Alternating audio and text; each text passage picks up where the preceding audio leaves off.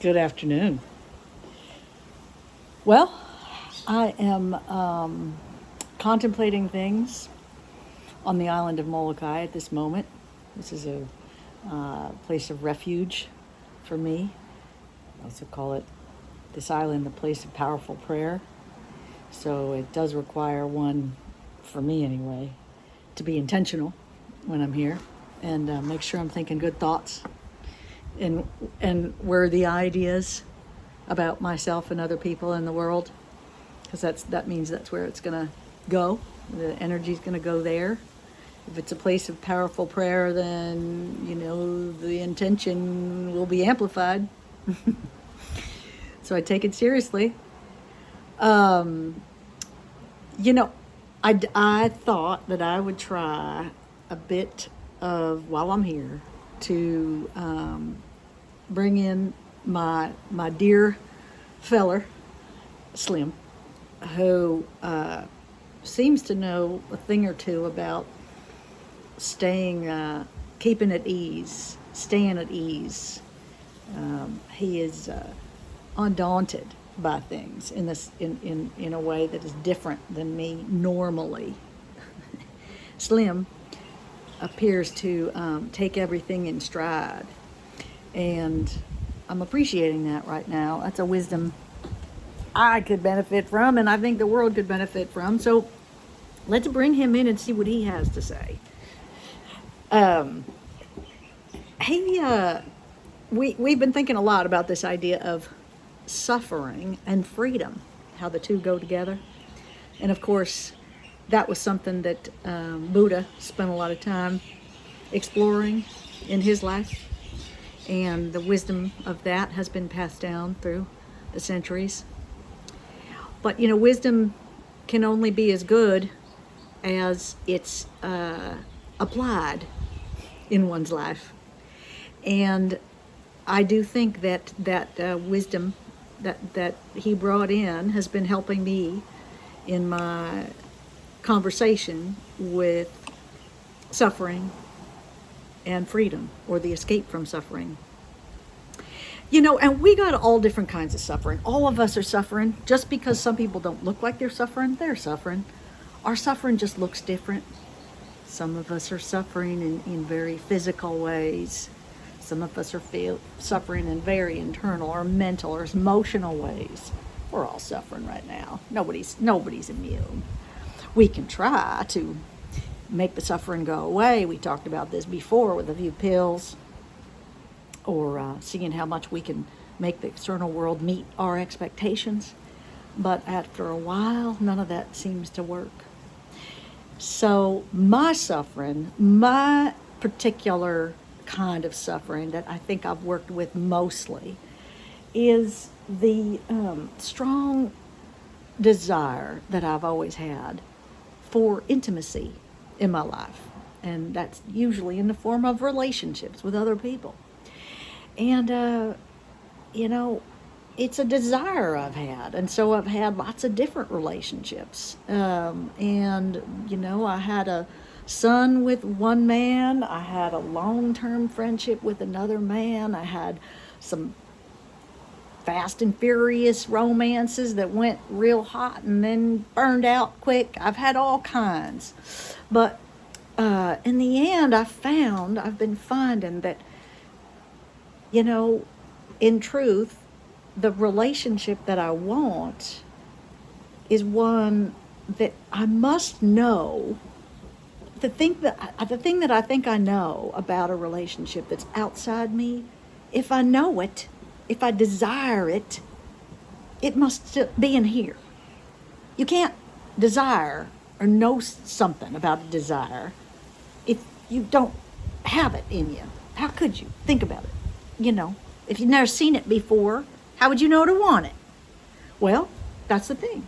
So I realized that this desire to experience intimacy, and I'm not just talking about physical intimacy, I'm talking about authentic relating, when we're real with each other, when that could be real with our clothes on or real with our clothes off. It's either one. It's just being real. You know what I'm talking about?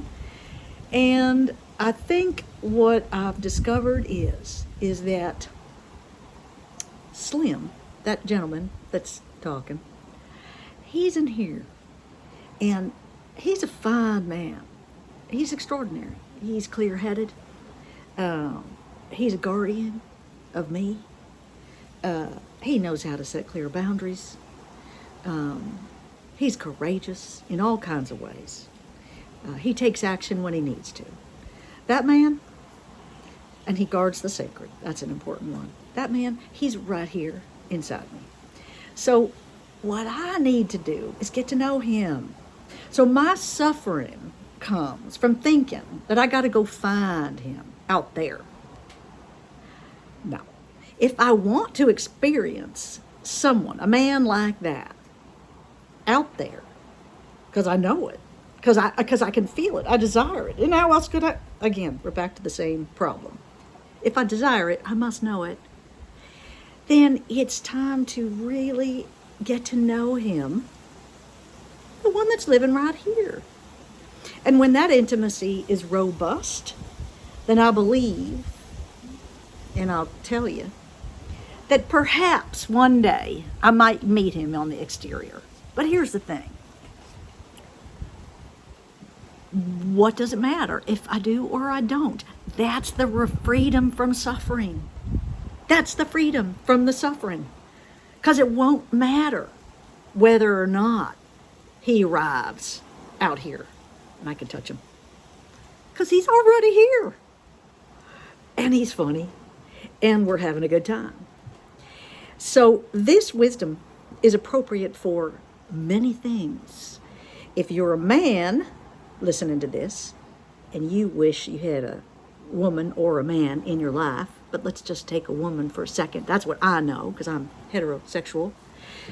Then find her in you. She's in there. She's the one that's tender and sweet, takes care of her body, feeds it good food, tends to it, is gentle and receptive and listening. That's just the feminine qualities.